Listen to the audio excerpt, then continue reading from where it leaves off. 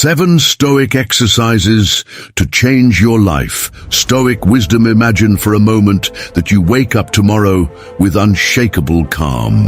The problems that kept you awake today simply no longer have power over you. The criticisms that once destroyed you are now just distant noises. The anxiety that paralyzes you transforms into focused action. Sound impossible? Marcus Aurelius, Rome's most powerful emperor, faced daily wars, betrayals, and the plague that ravaged his empire. Yet he maintained a serenity that impressed even his enemies. His secret: 7 mental exercises that he practiced religiously every morning. Today, you'll discover exactly what these exercises are and how to apply them to your modern life. But let me warn you, what you're about to learn isn't just dusty ancient philosophy. It's a practical system of mental transformation that has survived 2,000 years because it simply works. Silicon Valley CEOs pay fortunes to learn these principles at exclusive retreats. Elite athletes use these techniques to maintain focus under extreme pressure. And you're about to get access to all of this for free. But before we dive into the first exercise, I need to make an important warning. If you're looking for magic solutions or empty promises of instant happiness, this video is not for you. Stoicism requires courage to face uncomfortable truths about yourself. It requires discipline to practice daily. And it requires humility to admit that you have control over far less than you think. If you're not ready for this, it's best to stop now. But if you're tired of being a slave to your emotions, if you're ready to develop a mental strength that no external circumstance can shake, then keep watching, because your life is about to change. Negative visualization. The first exercise is so powerful that modern psychologists have rediscovered it and given it a scientific name: imaginal exposure therapy. But the Stoics already practiced it 2 millennia ago under the name premeditatio malorum, the premeditation of evil. And no, this has nothing to do with pessimism or negative thinking. It's quite the opposite. Seneca, one of the richest Roman senators, practiced this exercise radically. Once a month, he slept on the cold floor, ate only bread and water, and wore his simplest clothes. Why? To lose his fear of poverty. He discovered something revolutionary. The fear of suffering is always worse than the suffering itself. When you face your fears mentally, when you examine them closely, they lose their power over you. Here's how it works in practice. Every morning, set aside 5 minutes for this exercise. Close your eyes and imagine losing something you value. You can start with small things. Your cell phone breaks, you get stuck in traffic, someone unfairly criticizes you. Then gradually move on to bigger losses: your job, your health, even loved ones. It's not about wishing for these things to happen, but about mentally preparing yourself for them. What happens when you do this regularly is fascinating. First, you develop a deep gratitude for what you have now. Every moment with the people you love becomes precious because you realize it's temporary. Second, you develop contingency plans. If you lost your job, what would you do? If your health failed, how would you adapt? This transforms vague anxiety into concrete preparation. Third, and most importantly, you realize you can survive much more than you imagine. Humans are incredibly resilient, but we only discover this when we're tested. Tim Ferriss, the famous entrepreneur and author, uses a modern version of this exercise he calls fear setting. Before making any major decision, he lists his worst fears about that decision. Then for each fear he writes, how could I prevent this? If it happened, how could I fix it? What would be the benefits of a partially successful attempt? This simple exercise helped him build a multi-million-dollar business empire because he stopped being paralyzed by the fear of failure. But there's an even deeper level to this exercise. The Stoics believed that meditating on one's own death, memento mori, was essential to living fully. Marcus Aurelius wrote, "It is not death that a man should fear, but never beginning to live. When you deeply accept your mortality, each day becomes a gift." You stop postponing your dreams. You stop wasting time on petty resentments. You stop worrying about what others think. Steve Jobs practiced this daily. He said, "Remembering that you are going to die is the best way I know to avoid the trap of thinking you have something to lose." It was this mindset that allowed him to revolutionize industry after industry, because he wasn't afraid of failure. He knew the only real failure was not trying. Control and acceptance. The second exercise is simultaneously the simplest and the most difficult to master. Epictetus, who spent half his life as a slave and the other half as one of Rome's most respected philosophers, summed up all of Stoic philosophy in one sentence: "Some things are within our control, others are not." Sounds obvious, doesn't it? But how many hours of your day do you spend worrying about things you can't control? The traffic that makes you late, your co-worker's annoying behavior, the economy that threatens your job, what people think of you, the election results, the weather, the past, the future. Now think about how much mental energy you waste trying to control the uncontrollable. It's like trying to stop the rain with your hands, not only futile, but deeply frustrating. The Stoics developed a practical exercise for this: the dichotomy of control. It works like this. Whenever you feel anxious, frustrated, or angry, stop and ask yourself, is this within my control? If the answer is no, you practice radical acceptance. If it's yes, you act immediately. Let's make this concrete. You have an important presentation tomorrow. What is within your control? Your preparation, your slides, how much you practice, what time you sleep tonight. What isn't? Whether the projector will work, whether your boss will be in a good mood, whether your competitors will try to sabotage you. Then you focus 100% of your energy on what you can control and completely accept the rest. But here's the trick. Acceptance doesn't mean liking or being passive. It means recognizing reality as it is, not as you wish it were. Holocaust survivor Viktor Frankl demonstrated this in stark terms. In the concentration camps, he had no control over anything external. When he would eat, whether he would survive, whether he would see his family again. But he discovered he had absolute control over one thing: his mental response to the situation. He chose to find meaning even in the most extreme suffering. This choice not only saved him psychologically, but inspired millions through his book, Man's Search for Meaning. Jocko Willink, a former Navy SEAL commander, has a modern version of this principle he calls extreme ownership. When something goes wrong, instead of looking for someone to blame, he asks himself, what is within my control that I could have done differently? This may sound masochistic, but it is profoundly liberating. When you take full responsibility for what you can control, you stop being a victim of circumstances. Apply this to your relationship. You can't control if your partner is in a bad mood, but you can control how they respond. You can't force them to change, but you can change how you communicate. You can't guarantee the relationship will last forever, but you can ensure you're giving your best today. This shift in perspective transforms conflicts into opportunities for growth. At work, you don't control whether you'll be promoted, but you do control the quality of your work. You don't control the economy, but you do control your skills and network. You don't control your boss, but you do control your attitude. Interestingly, when you stop trying to control the uncontrollable, you become much more effective at what you can control. Neuroscientist Matt Lieberman discovered something fascinating.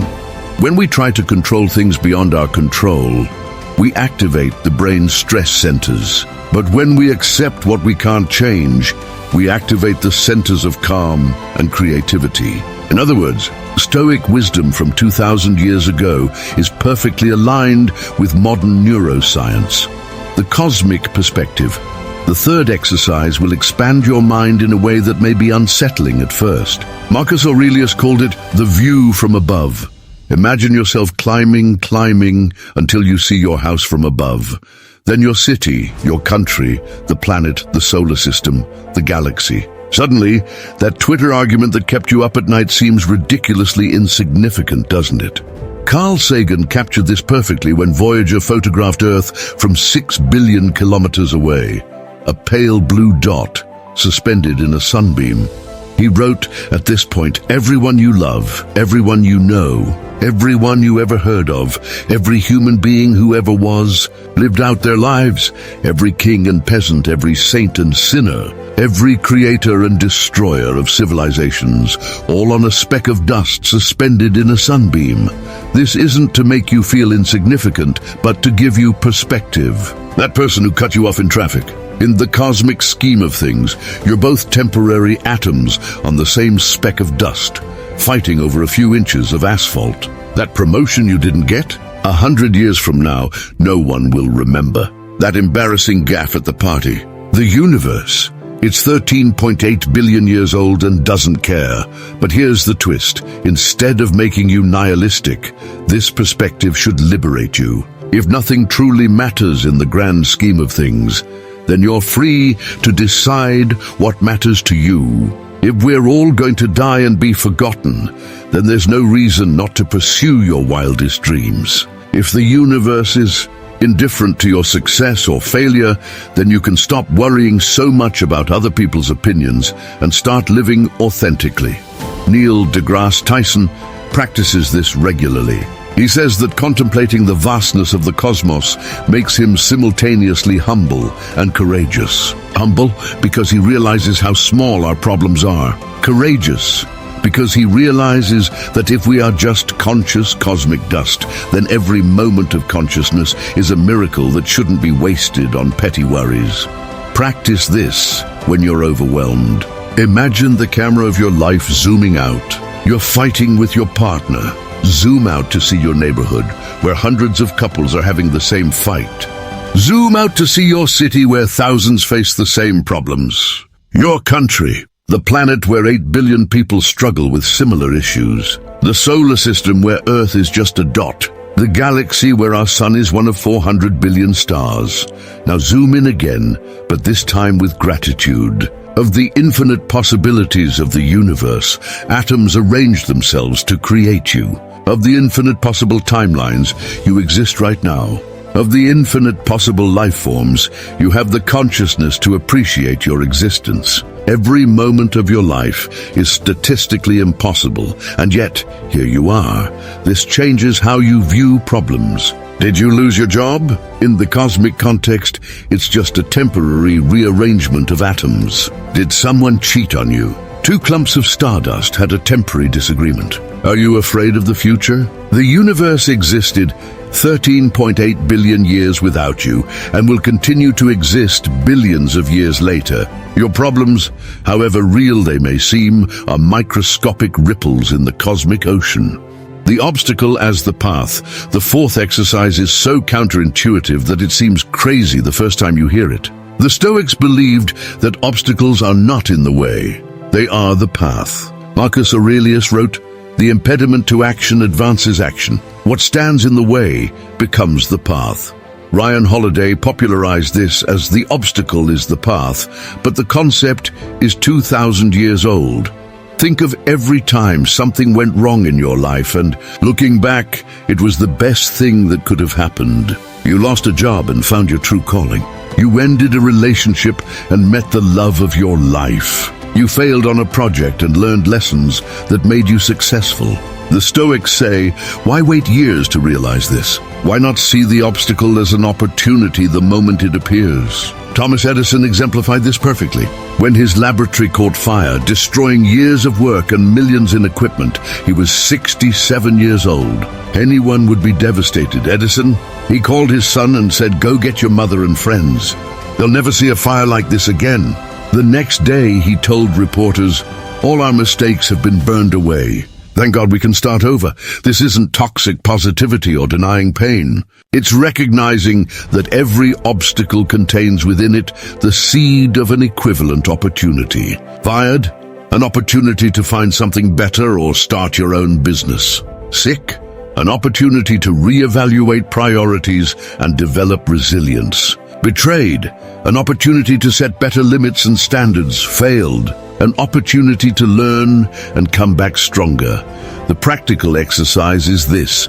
When faced with an obstacle, ask yourself 3 questions. First, what does this make possible? Second, what qualities can I develop through this? Third, how can I use this to my advantage? These aren't rhetorical questions. They require concrete answers and action. Take Malala Yousafzai. Being shot in the head by the Taliban would have been the end for most. For her, it became the platform that made her the youngest Nobel Peace Prize winner. The obstacle, the attempt to silence her, became the megaphone that amplified her voice to the entire world. Or consider Stephen King. His first novel, Carrie, was rejected 30 times. He threw the manuscript in the trash. His wife retrieved it and encouraged him to try again. Those 30 rejections taught him about persistence, about his audience, about the industry. When finally published, Carrie launched one of the most successful literary careers in history. The rejections weren't preventing his success, they were preparing him for it. In the business world, Sarah Blakely, founder of Spanx, says her father taught her to celebrate failure. At dinner, he would ask, "What did you fail at this week?" If she had nothing to share, he would be disappointed. This taught her that failure isn't the opposite of success, it's part of it. When she was rejected by every manufacturer, she saw it as a sign that she needed to do something different. The result? She became the world's youngest self-made billionaire. But the most powerful example comes from Nelson Mandela. 27 years in prison would destroy most people. Mandela turned his cell into a university, his sentence into preparation to lead a nation. He said, "There is no passion in living small, in settling for a life smaller than the one you are capable of living." The obstacle of prison became the path to his greatness. Apply this to your life now. What is your biggest obstacle right now? Instead of asking, "Why is this happening to me?" ask, "What is this trying to teach me?" Instead of, "How do I overcome this?" ask, "How do I use this?" Every obstacle is a teacher in disguise, but only if you're willing to learn the lesson. The philosophical journal, the fifth exercise, is so powerful that virtually every great leader in history practiced it in some form. Marcus Aurelius wrote every night. Seneca reviewed each day before bed. Benjamin Franklin had 13 virtues that he tracked daily. What did they know that we've forgotten in the Instagram age? Writing isn't just recording what happened, it's processing, understanding, and learning. When you write about your experiences, you live them twice, once in reality, once in reflection. And it's in reflection that learning happens. That's why you can repeat the same mistakes for years. Without reflection, experience is just repetition. The Stoics had a specific format for this. Every morning, Marcus Aurelius wrote reminders to himself about how he wanted to live. At night, he reviewed the day. What did I do well? Where did I fail? What did I learn? How can I improve tomorrow? It wasn't destructive self-criticism, but constructive self-examination. Tim Ferriss modernized this with his 5-minute journal. Every morning, 3 questions. What am I grateful for? What would make today amazing? Daily affirmations. At night, 3 more. 3 amazing things happened today. How could I have improved the day? Simple but transformative when done consistently. But let's go deeper. The true power of philosophical journaling isn't in recording events, but in examining your thoughts about them. Did something upset you today? Write not just what happened, but why it affected you. What expectation was violated? What value was threatened? What story did you tell yourself about it? For example, your boss criticized you. The event is neutral, words were spoken, but your interpretation created the suffering. You interpreted it as, "He doesn't value me," or "I'm incompetent," or "This is unfair." In your journal, you examine these interpretations. Are they true? Are they helpful? Are there other possible interpretations? Maybe he was stressed. Maybe the criticism is valid and helpful. Perhaps this says nothing about your worth as a person. Anne Frank, writing under the most terrible conditions imaginable, discovered something profound through her diary. "I can shake everything by saying, 'There's something wrong with you, you know. But deep down, I know I'm a very different person from the one I appear to be.'" The diary helped her maintain her identity and sanity when the outside world tried to destroy them. The practical exercise. Buy a simple notebook. It doesn't have to be fancy. Marcus Aurelius wrote on cheap parchment. Every morning, write an intention for the day. Not a to-do list, but how you want to be. Today I will be patient. Today I will listen more than I talk. Today I will not complain. In the evening, review. Did you keep your intention? If not, what distracted you? No judgment, just observation. Then write 3 reflections from the day. They can be lessons learned, moments of gratitude, insights about yourself. It doesn't have to be profound. I learned that coffee after 3 p.m. keeps me awake is as valid as existential revelations. Over time, patterns emerge. You realize you're always irritable when you're hungry, that you're more creative in the morning, that certain people always drain you, that you're happiest when you help others. These patterns are pure gold. They're the instruction manual for your own mind that no one else can write for you. Ray Dalio, the billionaire founder of Bridgewater, attributes his success to what he calls radical transparency with himself through journaling. He records all his mistakes and the principles he learns from them. Over time, he's built an operating system for life based on thousands of written reflections. Love of fate. The 6th exercise is perhaps the most radical of all. The Stoics called it amor fati, love of fate. Not just accepting what happens, but embracing it. Not just tolerating, but loving. Nietzsche, who was not a Stoic but admired this concept, had said, "My formula for greatness in a human being is amor fati, that one desires nothing different, neither forward nor backward, nor in all eternity." This sounds crazy. Love suffering? Embrace loss? Be grateful for pain? But consider the alternative. Resisting what has already happened is fighting reality. It's like trying to make a river flow backward, impossible and exhausting. Every moment you spend wishing the past were different is a moment stolen from the present. Beethoven exemplified this magnificently.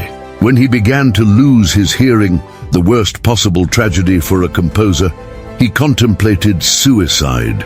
But then something changed. He didn't just accept his deafness. He embraced it as part of his destiny. He said, "I will seize fate by the throat.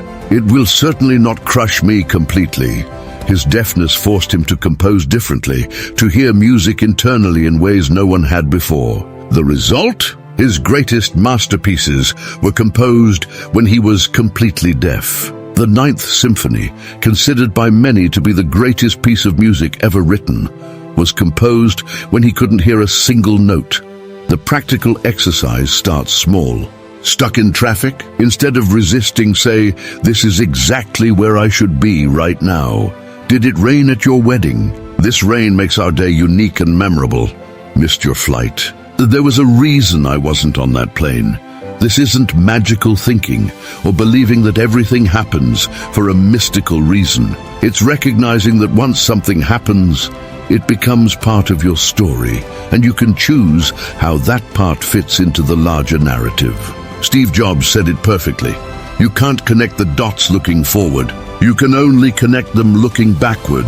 Take J.K. Rowling as an example. Divorce, depression, poverty, a single mother living on welfare. She could have seen it as the end. Instead, she embraced it. Rock bottom became the solid foundation on which I rebuilt my life. Her experience with depression created the Dementors. Her poverty taught her resilience. Her divorce freed her to write. Each tragedy became an essential ingredient in the Harry Potter phenomenon. Or consider Michael J. Fox with Parkinson's. He didn't just accept the diagnosis, he called it a gift. Why? Because it forced him to slow down, to appreciate what he had, to use his fame for something meaningful. His foundation has raised over $1 billion for research. He turned a curse into purpose. Amor fati goes beyond external events. Apply it to yourself. Your flaws, your mistakes, your limitations, all part of what makes you unique. That emotional scar you hide, it's what makes you compassionate to others who are hurt. That embarrassing failure, it's what keeps you humble. That trait you hate about yourself, it could be your greatest strength in disguise. Oprah Winfrey embraced her traumatic childhood, abuse, poverty, discrimination, not as an excuse, but as preparation. I wouldn't have the capacity to feel other people's pain if I hadn't experienced my own. Her trauma became her empathic superpower, connecting her with millions. Practice this now. Think of the worst thing that ever happened to you. Now force yourself to find 3 ways it benefited you. Not superficially, but deeply. How did it shape you? What strength did it develop? What closed doors opened others? This is uncomfortable, even painful. But on the other side of this pain is liberation.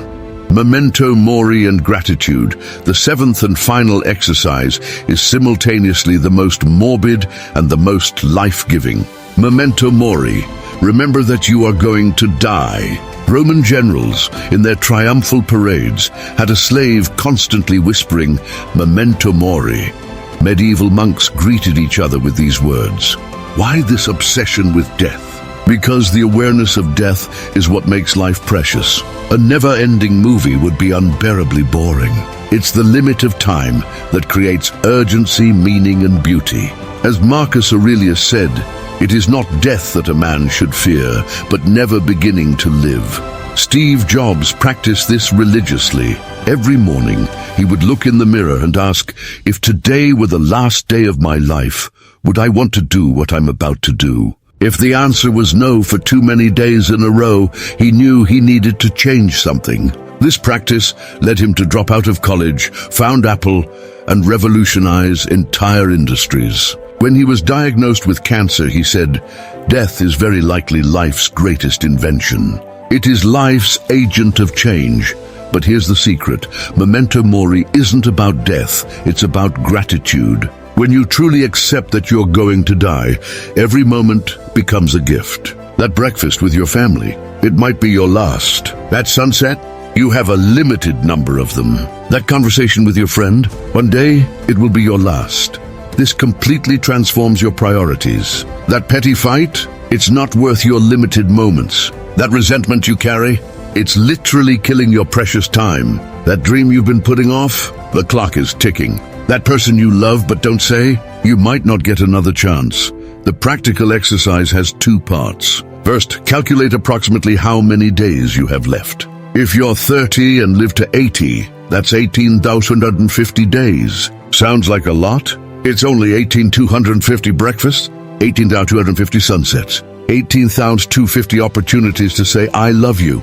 Suddenly, it doesn't seem like much, does it? Second, every morning when you wake up, say, I could die today. Not morbidly, but factually. It's true, you could. Then ask, knowing this, how do I want to live this day? At night, before you sleep, if I don't wake up, am I at peace with how I live today? Bronnie Ware, a palliative care nurse, documented the 5 biggest regrets of the dying. Number 1, I wish I'd had the courage to live a life true to myself, not the life others expected of me. Memento mori is the antidote to this regret. When you embrace your mortality, you stop living to please others and start living authentically. Christopher Hitchens, the famous atheist, when diagnosed with terminal cancer, didn't find God, but he found something equally profound: radical gratitude. I love the generous, imperfect life I've had, he wrote. Each day became a celebration, not despite impending death, but because of it. Combine this with active gratitude. The Stoics didn't expect to feel gratitude, they practiced it. Marcus Aurelius began each day by listing everything he was grateful for, from the obvious, health, family, to the mundane, clean water, a roof over his head. But he went further. He even gave thanks for obstacles, difficult people, and challenges because they made him stronger. Modern science confirms this. People who practice daily gratitude have 23% less cortisol, the stress hormone, sleep better, have stronger immune systems, and are more resilient. Robert Emmons, the world's leading researcher on gratitude, found that just 5 minutes of daily gratitude can increase your happiness by 25%. But Stoic gratitude goes beyond lists. It's a fundamental orientation for life. It's seeing each moment as a gift you don't deserve, but have received anyway. It's recognizing that, of the infinite ways the universe could have arranged itself, it arranged itself to create you here now, conscious and able to appreciate your existence. the complete transformation. Now that you know the 7 exercises, let me tell you what happens when you practice them consistently. It's not magic, it's not instantaneous, but it's profound. First, you develop what the Stoics called ataraxia, an unshakable tranquility. It's not apathy or indifference, but a profound calm that comes from knowing you can handle anything life throws at you. Imagine facing a crisis, a job loss, a relationship breakup, a health diagnosis with absolute calm. Not because you don't care, but because you've already visualized it. Exercise 1. Know what's within your control. Exercise 2. Have perspective on its true importance. Exercise 3. See the opportunity within the obstacle. Exercise 4. Gain clarity through reflection. Exercise 5. Embrace it as part of your destiny. Exercise 6. And are grateful to be alive to experience even this. Exercise 7. This is the promise of Stoicism, not a life without problems, but a mind that cannot be disturbed by problems. As Seneca said, every new beginning comes from the end of another beginning. Every crisis is an opportunity for rebirth. Every loss, a chance to find something greater. Every ending, a new beginning in disguise. But there's an even deeper level.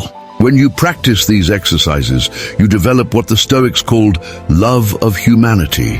When you understand that everyone is struggling, that everyone will die, that everyone is doing the best they can with what they know, compassion arises naturally. You stop judging and begin to understand. Stop criticizing and begin to help. Stop competing and begin to collaborate. Marcus Aurelius, even while dealing with constant betrayal, wrote, "Whenever you want to rejoice, consider the qualities of those who live with you, the energy of one, the modesty of another, the generosity of a third. For nothing brings us so much joy as the examples of virtues manifested in the character of those who live with us."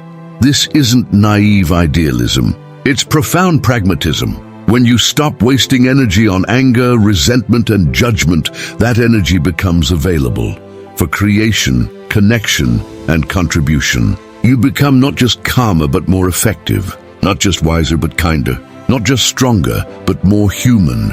The final challenge now. I could end this video with the usual promises of rapid transformation and guaranteed happiness, but that would betray the entire spirit of Stoicism. The truth is this: these exercises are simple, but they are not easy. They require the courage to face uncomfortable truths, the discipline to practice daily, and the humility to admit that you have less control than you'd like.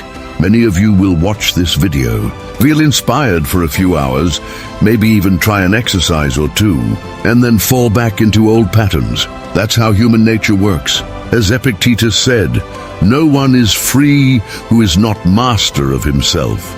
And mastery doesn't come from watching videos. It comes from daily, consistent practice, even when you don't feel like it, especially when you don't feel like it. So here's my challenge to you. Choose just one exercise. Just one. It could be negative visualization every morning, or philosophical journaling every night, or simply asking, is this within my control? When you feel anxious, commit to 30 days. Not 29, not 31 when you feel good. Exactly 30 days, no matter what. Mark your calendar. Set reminders on your phone. Tell someone about your commitment. Do whatever it takes, but complete the 30 days. Because here's the secret the Stoics knew. Transformation doesn't come from knowledge. It comes from practice. It doesn't come from motivation. It comes from discipline. It doesn't come from grand gestures. It comes from small daily actions compounded over time. Will Smith said something profound. Self-sabotage is the only obstacle. You know what you need to do. These exercises have survived 2,000 years because they work. The only question is, will you actually do them? Or will you let this be just another video you watched, another moment of inspiration that led nowhere? The choice is yours. Let me be brutally honest with you. Your life 5 years from now will be determined by the small choices you make today. Not by your dreams, not by your intentions, but by your daily actions. And the most important choice you can make right now is this. Will I continue to be a slave to my emotions, to circumstances, to the opinions of others? Or will I develop the mental strength to be truly free? The Stoics believed there are only two kinds of people: those who are pushed by the world and those who move through it with purpose. The former are like leaves in the wind, tossed to and fro by every breeze of emotion, every storm of circumstance. The latter are like mountains. The winds blow, the storms come, but they remain unshaken. The irony is that everyone wants to be the mountain, but few are willing to do the work of transformation. It's easier to complain about the wind than to develop deep roots. It's more comfortable to blame circumstances than to take responsibility. It's more convenient to remain a leaf than to do the work of becoming a mountain. But you've watched this far, which tells me something about you. You're not satisfied being a leaf. You sense something more, something greater waiting for you. That feeling, it's your higher nature calling. It's the unrealized potential within you demanding expression. It's the voice that whispers, you were made for more than this. The 7 exercises I've shared aren't just ancient techniques. They're time-tested transformation technologies. Negative visualization transforms fear into preparation. The dichotomy of control transforms anxiety into action. Cosmic perspective transforms small problems into great freedom. Obstacle as a path transforms adversity into advantage. Philosophical journaling transforms experience into wisdom. Love of destiny transforms resistance into acceptance. Memento mori transforms limited time into unlimited life. Together, they form a complete system of mental development that can literally rewire your brain. Modern neuroplasticity confirms what the Stoics intuited. You can change your thought patterns, your emotional responses, your very nature, but only through consistent practice. The moment of truth. This is the moment where most content creators would say, if this video added value, like and subscribe. But I'm going to ask something different. I don't want your like if you're not going to apply any of it. I don't want your subscription if you're just going to passively consume it. What I want is your transformation. So here's my request. Only like if you publicly commit in the comments to which exercise you'll practice for the next 30 days. Only subscribe if you're ready to do the work. Well, not just watching videos, because the last thing the world needs is more people who know about Stoicism but don't practice it. What the world needs, what you need, is real transformation. And real transformation doesn't come from consuming content. It comes from applying knowledge. It doesn't come from knowing the path. It comes from walking it. As Marcus Aurelius said, stop arguing about what a good man should be. Be one. Imagine waking up 30 days from now with a calm you've never experienced before. Problems that today seem like mountains have become pebbles. People who irritate you today have become teachers. Obstacles that paralyze you today have become fuel for growth. This isn't fantasy. It's the predictable result of practicing these exercises. But also imagine the opposite. 30 days from now, nothing has changed. You're still anxious about the future, regretful about the past, frustrated with the present, still a slave to your emotions, still a victim of circumstances, still waiting for something external to change for you to be happy. This too is a predictable outcome of inaction. The difference between these two futures is not talent, not luck, not circumstance. It is choice. Your choice. Now, the legacy of the Stoics, let me end with a story. In 180 AD, Marcus Aurelius was dying. The most powerful man in the world, who could have had any doctor, any treatment, any comfort, chose to spend his final days writing. Not imperial decrees, not military orders, but personal reflections on how to live well. He never intended these words to be read by others. They were his private exercises, his personal meditations. But around 800 years later, his words still transformed lives. Why? Because he didn't just write about Stoicism, he lived it. Every word has been tested in the fire of real experience. This is the power of authentic practice. When you truly live these principles, you become a living example of their truth. Your calm amidst chaos inspires others. Your acceptance in the face of adversity shows the way. Your gratitude despite challenges illuminates possibilities. You don't have to be an emperor to leave this legacy. You just need to be authentic in your practice. Your children will see how you handle stress and learn more than any lecture could teach.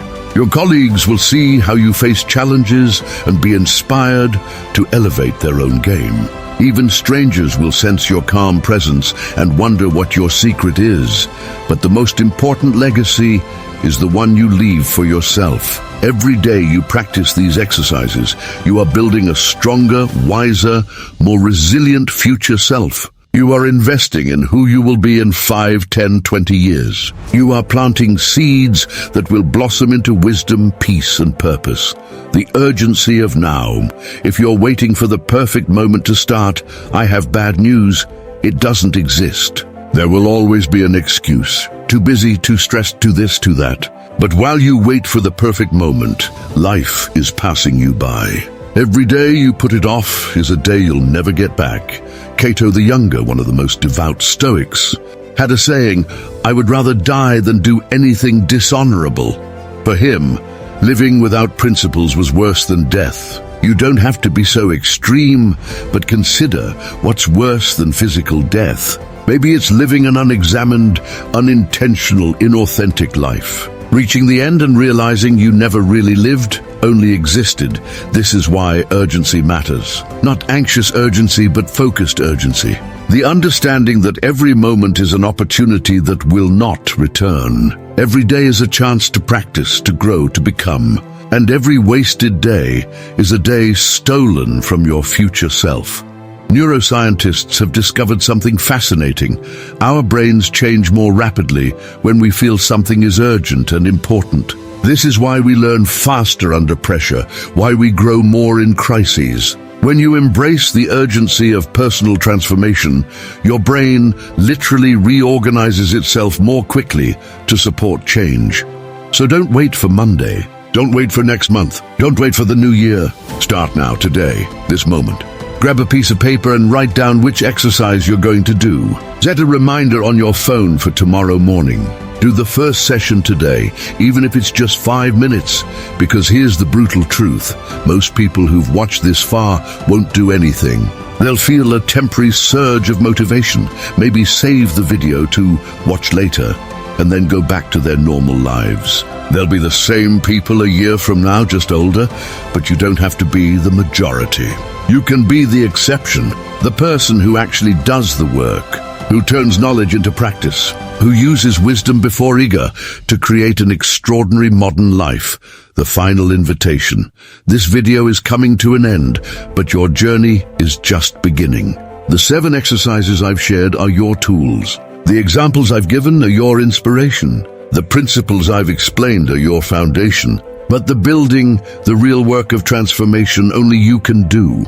I'm not asking you to believe me. I'm asking you to test it for yourself. Give yourself 30 days. Just 30 days of consistent practice. If after that you feel no change, no improvement, no growth, then throw it all away and go back to your old life. You've lost nothing but a few minutes a day, but I know what will happen. Because these exercises have survived 2 millennia for a reason. They work. Not magically, not instantly, but consistently, predictably, powerfully. They have transformed slaves into philosophers, prisoners into leaders, ordinary people into extraordinary people.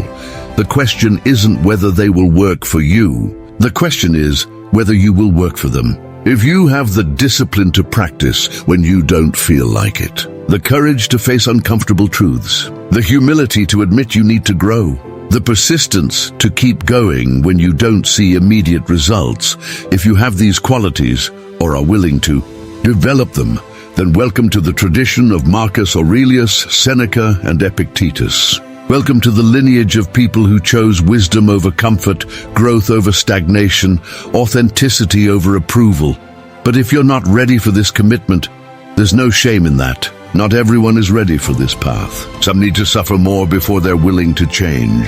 Some need to hit rock bottom before seeking a way out. Some simply prefer the familiar comfort of their current patterns. Whatever your choice, make it conscious. Don't let your life happen by accident. Don't reach the end wondering what if. Actively choose your path, whatever it may be. The promise if you choose the Stoic path. If you commit to these exercises, let me tell you what I can promise and what I can't. I can't promise your life will be easy.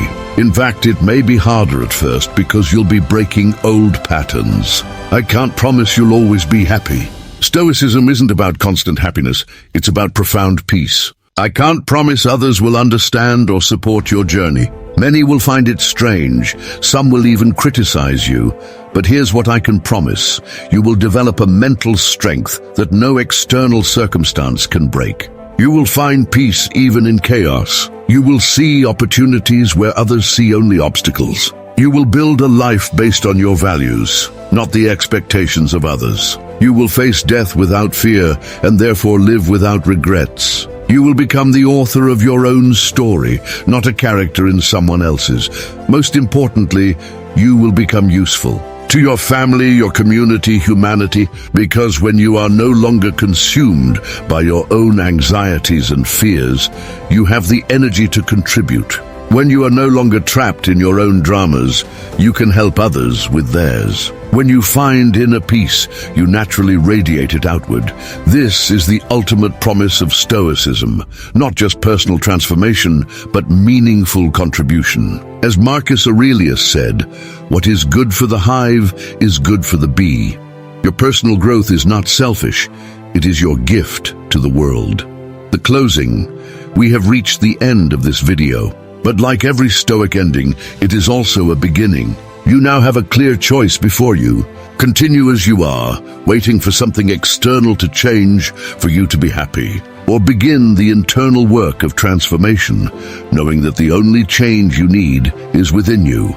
If you've made it this far, if you've listened to every word, it says something profound about you. You are ready. Maybe you don't feel ready. Maybe you doubt yourself. Maybe you're afraid. All of this is normal. Courage is not the absence of fear. It is action despite fear. So here is my final challenge. In the comments below, write this commitment. I, your name, commit to practicing choose an exercise for the next 30 days, starting today. Be specific, be public, be courageous, and then do it.